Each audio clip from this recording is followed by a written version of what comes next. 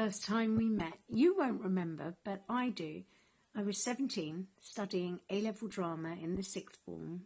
I couldn't believe that someone with the first name of Harold was a successful playwright. My dad was called Harold, and he was always very fond of pointing out that every time someone was called Harold in a film, he was always the fool guy. He was always the guy that everyone laughed at. He was always the guy that everything went wrong for. Harold was always a humorous guy in films. But here was a Harold who was taken seriously by my passion, the world of theatre. You looked a little bit like my dad as well. And like my dad, you were born in the 30s in Hackney, the son of a Jewish tailor. The play we studied in the sixth form was The Dumb Waiter, and I didn't really know what it was about, despite the title. I knew it was very strange. There was a sense of foreboding, a sense of menace, lots of waiting around and conversation that sounded so real it bordered on the mundane. But it was that tension that captivated me. Despite that, despite the mundanity of the conversation, the tension was captivating. I found the ominous flushing of the toilet off stage very scary as well. I had a fear of strange toilets with their pipeworks, loud sounds and different systems. How did you know that a toilet could be so menacing, so disturbing? Now, 36 years later, I've nearly finished this module of Theatre of the Absurd, and I see how your work has straddled the conventions of naturalistic theatre and incorporated the existential angst of theatre of the absurd. Your work has bridged the gap for me between the strangeness of Beckett and the familiarity of your settings, your language, your wordplay. In Endgame, for instance, and in the chairs, the settings are both inside, with the implication that outside is dangerous. The sets are sparse rather than comfy and homely.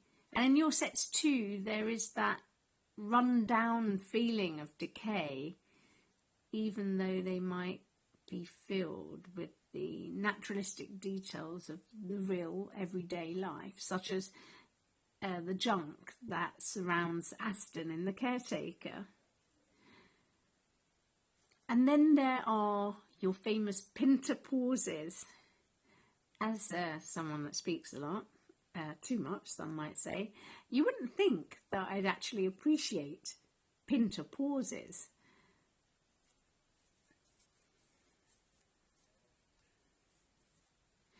But in those pauses, silent and psychological battles are lost and won. Look at the way, for instance, in The Caretaker, where Davis tells Mick that his brother is a bit of a funny bloke. Mick is silent. And then there's a little conversational exchange, and Mick says at the end that he doesn't find his brother funny. And Davis agrees. So Mick's opinion dominates Davis, and Mick's silence is a challenge. It says in that silence, I don't agree with what you say. And then Davis's silence, him figuring out what it's best to say.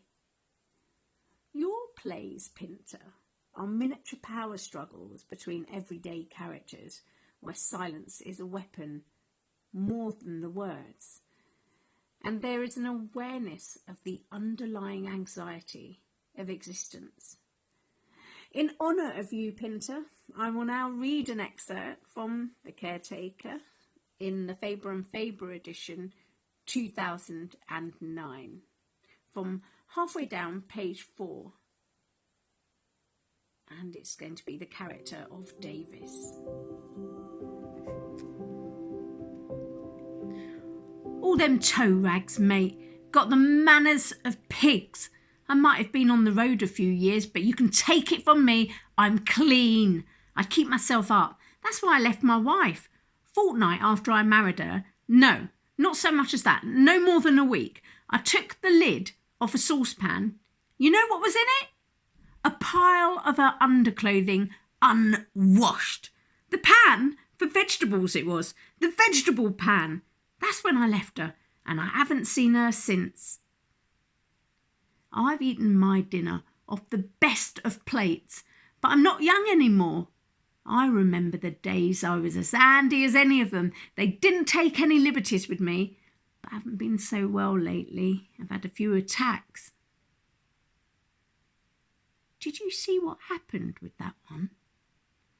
Comes up to me, parks a bucket of rubbish at me, tells me to take it out the back.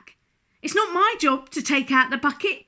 They got a boy there for taking out the bucket. I wasn't engaged to take out buckets. My job's cleaning the floor, clearing up the tables, doing a bit of washing up, nothing to do with taking out buckets.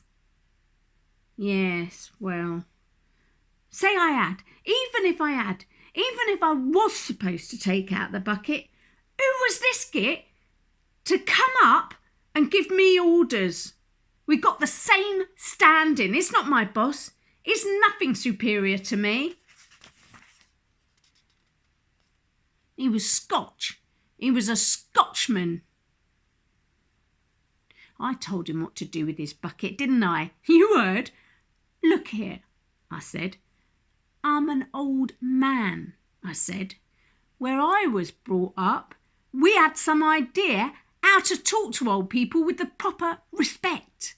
We was brought up with the right ideas. If I had a few years off me, I'd break you in half. That was after the governor gave me the bullet. Making too much commotion, he says. Commotion? Me? Look here, I said to him. I got my rights. I told him that. I might have been on the road, but nobody's got more rights than I have. Let's have a bit of fair play, I said. Anyway, he gave me the bullet.